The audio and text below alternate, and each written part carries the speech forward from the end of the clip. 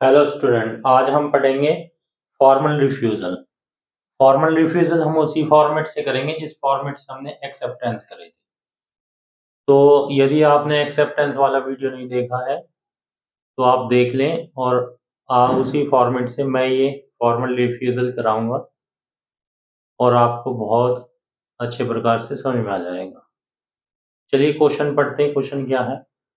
On behalf of Miss and Mister K देव यानी कि श्रीमती और श्रीमान के देव की तरफ से आपको क्या है, ये रिप्लाई लिखना है।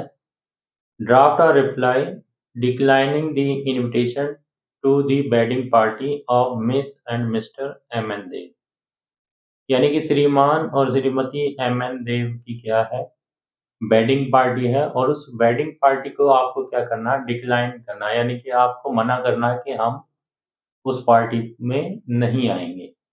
तो उसके लिए एक रिप्लाई लिखना है। तो ये रिप्लाई आपको बिल्कुल एक्सेप्टेंस वाले रिप्लाई की तरह ही लिखा जाएगा और एक लाइन का अंतर है। आप देखेंगे कि दोनों बहुत ही आसान है और आसानी से आप क्या है, इस रिप्लाई को लिख सकते हैं। चलें स्टार्ट करते हैं। सबसे पहले क्या डेट आएगी, जैसे कि उसमें बताया था, डेट आज की जैसे कि आपकी 14 फरवरी है और 2025। उसके बाद हम क्या लिखेंगे, मिस, क्योंकि यहाँ पे हस्बैंड और वाइफ है तो हस्बैंड वाइफ के नाम से ही आपको क्या रिप्लाई लिखना है, मिस एंड मिस्टर के देव। ठीक है जी। के देव जो कि आपके क्या हैं, यहाँ पे सेंडर है और या फिर आप कह सकते हैं गेस्ट है। तो यहाँ पे सेंडर नाम जो आपका लिखना था वो हमने लिख दिया है। इसके बाद लिखेंगे थैंक्स मिस एंड मिस्टर, इसका गेस्ट का, जो इसने, ये तो गेस्ट हो गए आपके और सेंडर हो गए। यहाँ पे किसका नाम लिखते थे हम, आपका रिसीवर का या फिर आपका सीधी सी बात होस्ट का, और होस्ट यहाँ पे एम एन देव, मिस्टर एम एन देव। तो यहाँ पर क्या कह रहे हैं हम कि श्रीमती और श्रीमान के देव श्रीमती और श्रीमान एम एन देव का क्या करते हैं, धन्यवाद करते हैं। ठीक है, और किसके लिए करते हैं वो आपको लिखना है, for the kind invitation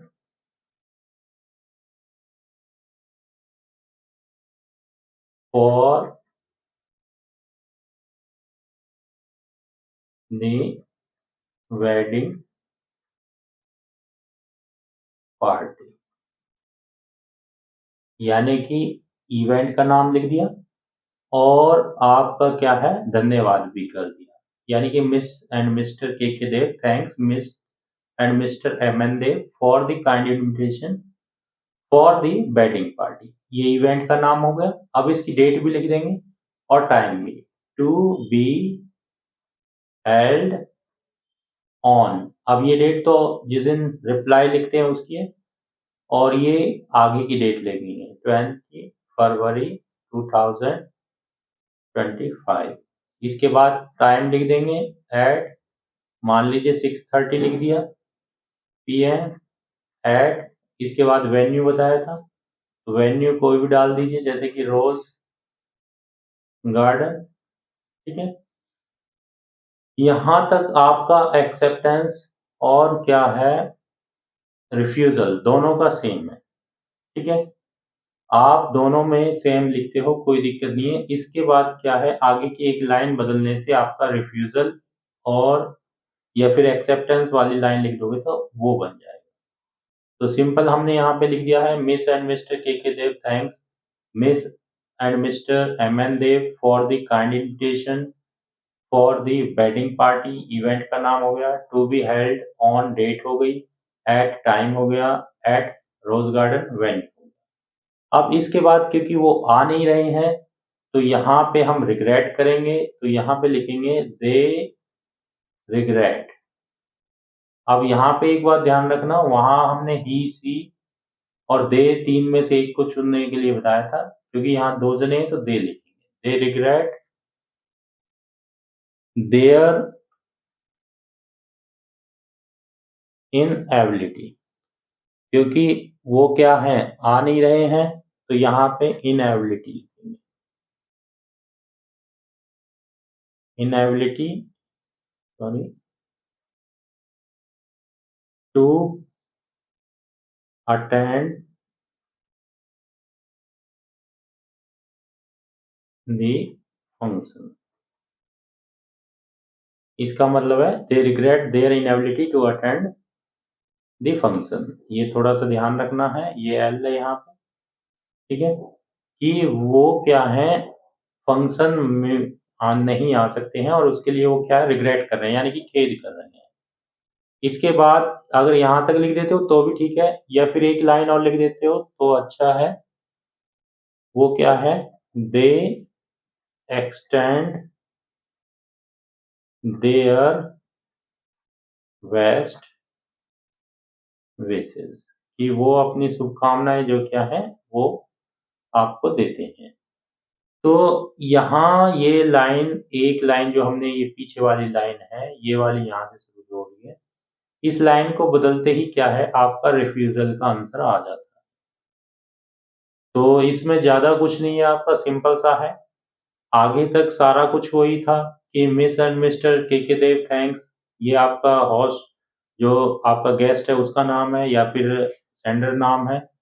miss and Mister M N Dev, ये आपका होस्ट का नाम है या फिर आपका रिसीवर नाम है।